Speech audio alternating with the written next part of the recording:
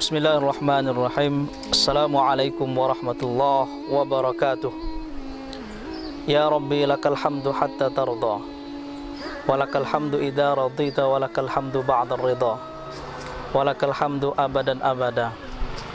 Allahumma salli wa sallim ala sayyidina Muhammadinil Mustafa wa ala alihi wa ashabihi wa man tabi'ahu ila yaumi liqa'illahi ta'ala.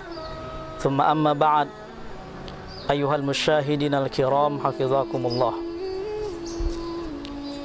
Syukur alhamdulillah, tidak bosan-bosannya kita mengagungkan dan menyucikan asma-Nya Allah Subhanahu wa ta'ala dengan memperbanyak menyebut asma-Nya, dengan harapan mudah-mudahan kita dijadikan oleh Allah Subhanahu wa ta'ala sebagai hamba-Nya yang asyakirin, yang senantiasa mengetahui cara bersyukur kepada Tuhannya.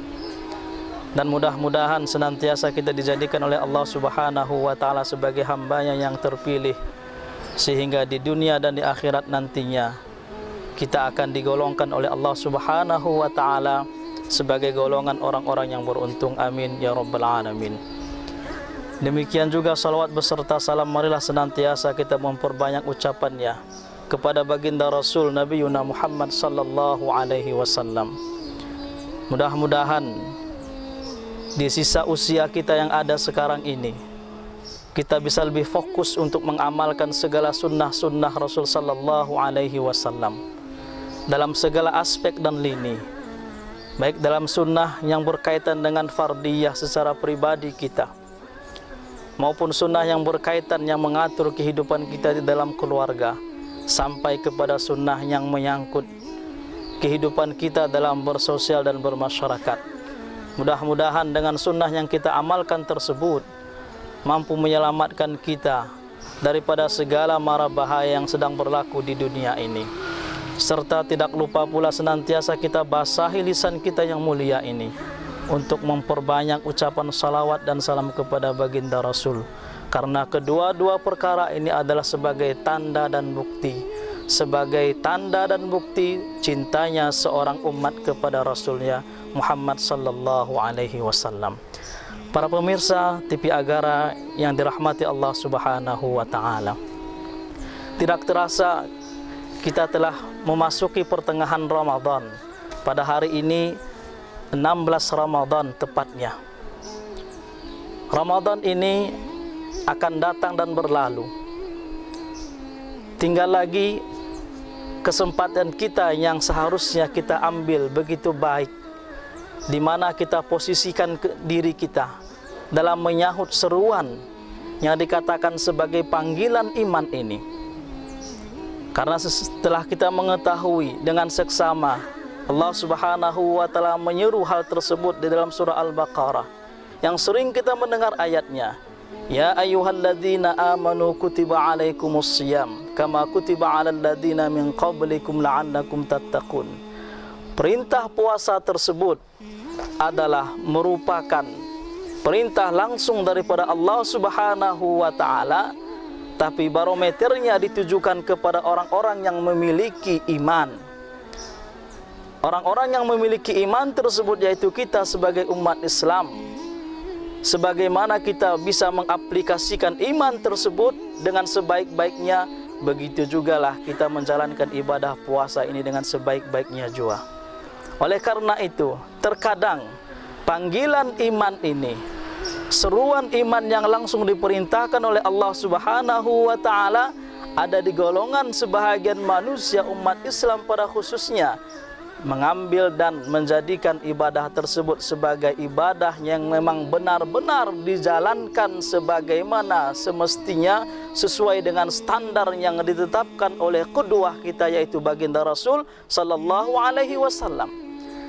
Dan ada setengah manusia yang hanya sekedar melakukannya saja, begitu selesai rukun dan segala syaratnya, cukup tidak menambah dengan perkara fadail-fadail yang lainnya.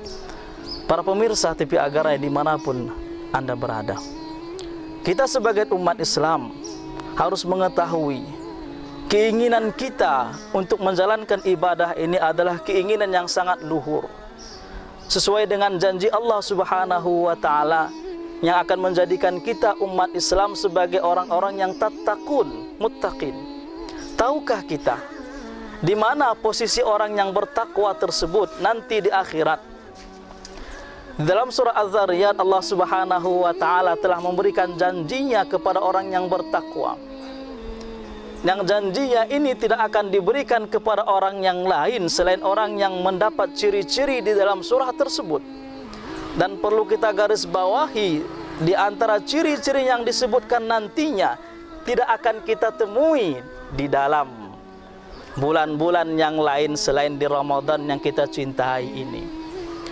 Allah Subhanahu wa Ta'ala berfirman, a'udzubillahi minasyaitonir rajim, innal muttaqina fi jannati wa 'uyun akhidhina ma atahum rabbuhum innahum kanu qabla dzalika minal muhsinin.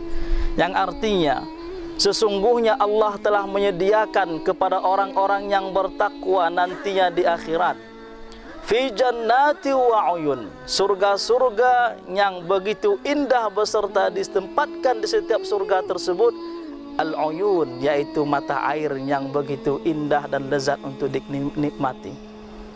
Akhidhina ma atahum rabbuhum, orang yang mendapat kesempatan tersebut akan langsung mendapatkan kenikmatan surga beserta isinya daripada Tuhannya tanpa mendapatkan pelayanan langsung daripada bidadari contohnya.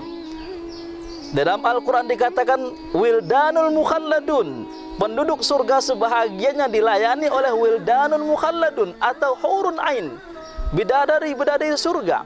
Akan tetapi untuk orang yang bertakwa yang memiliki ciri-ciri ini nantinya langsung diberikan oleh Allah direct tanpa ada perantara siapapun. Siapakah mereka? Yaitu innahum kanu qabla dzalika minal muhsinin, yaitu ketika mereka hidup di dunia mereka adalah golongan atau orang-orang yang baik.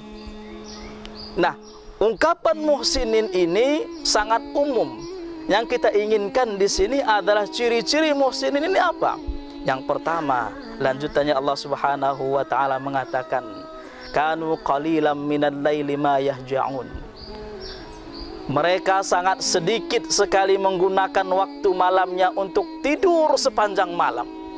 Artinya sebahagian malamnya bukan hanya diisi dengan istirahat secara totalitas, tapi mereka menggunakan waktu malamnya untuk beribadah kepada Allah. Dalam artian kata yang khusus, mereka qiyamul lail, melakukan ibadah malam. Hadirin pemirsa TV Agarai yang dirahmati oleh Allah Subhanahu wa Ta'ala, inilah yang sedang kita lakukan setiap malamnya. Di awal setiap masuk Ramadan, setiap malam kita melakukan qiyam melalui tarawih yang kita laksanakan. Pertanyaannya, akankah kita bahagian daripada orang-orang yang dijanjikan oleh Allah tersebut? Boleh iya atau tidak?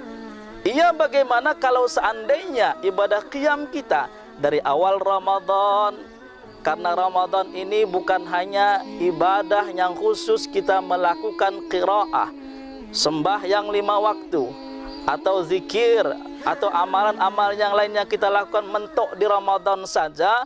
Tapi ibarat Ramadan ini adalah ibarat satu madrasah yang mengkader umat Islam, mempersiapkan segala apapun yang telah diberikan oleh Allah Subhanahu wa Ta'ala dengan janji pahala yang berlipat-lipat ganda. Tujuannya apa? Supaya ibadah tersebut dilakukan dengan kontinuitas, berkesinambungan.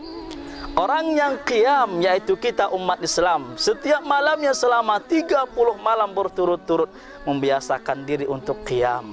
kita harapkan setelah Ramadan nantinya masuk bulan Syawal serta bulan-bulan selanjutnya. Jangan tinggalkan qiyam kita ini, manfaatkan walau hanya 2 rakaat setiap malamnya. Mudah-mudahan ciri muhsinin yang pertama ini, kita tidak menjadikan malam itu total untuk istirahat saja, tapi kita gunakan untuk mengabdi kepada Allah melalui ibadah yang mustahabbah, yang disunatkan, yang dianjurkan untuk kita. Mudah-mudahan nanti kita akan dibangkitkan oleh Allah Subhanahu wa taala di tempat yang terpuji atau maqamam mahmuda.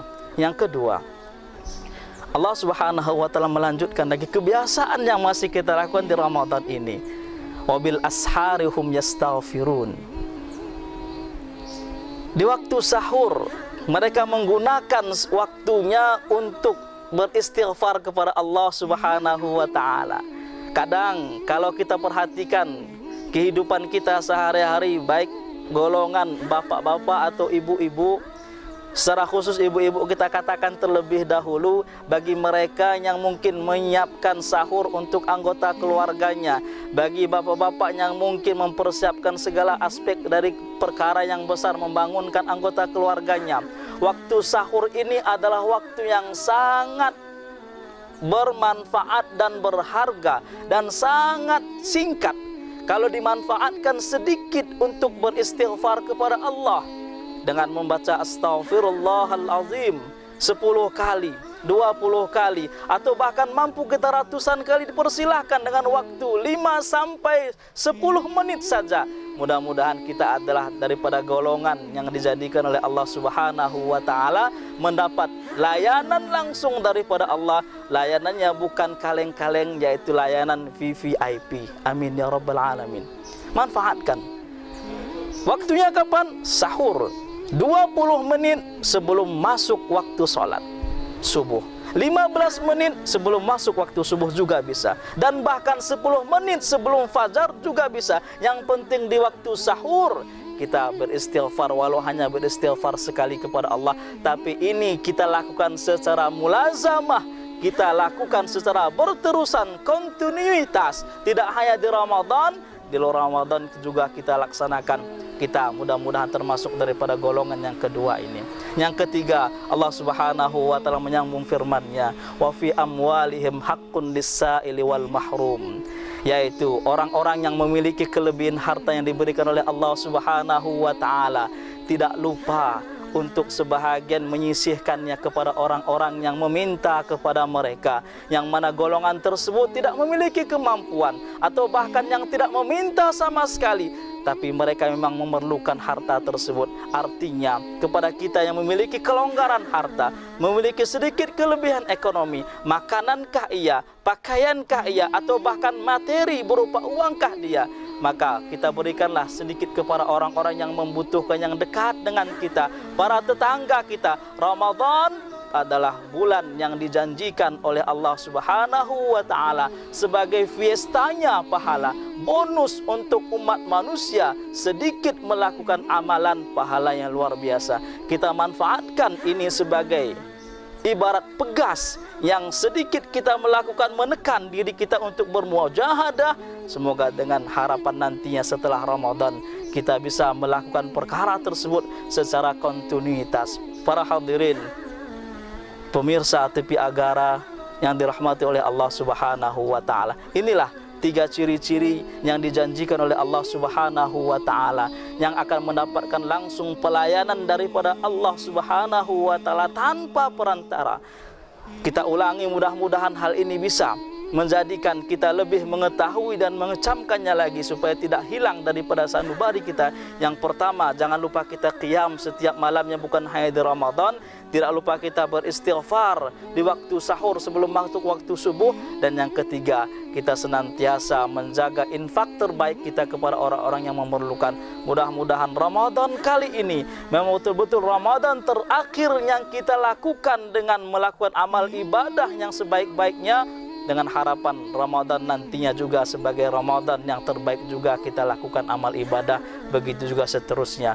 Mudah-mudahan ini bermanfaat kepada kita semua, dan terlebih kepada kita atau kepada saya sendiri yang memberikan tausiah yang singkat ini mudah-mudahan diselamatkan oleh Allah Subhanahu wa taala dan diberikan kesempatan oleh Allah Subhanahu wa taala untuk memasuki Ramadan selanjutnya, menyelesaikan Ramadan ini dan diizinkan oleh Allah Subhanahu wa taala memasuki surganya dengan pelayanan daripadanya. Amin ya rabbal alamin. Assalamualaikum warahmatullahi wabarakatuh.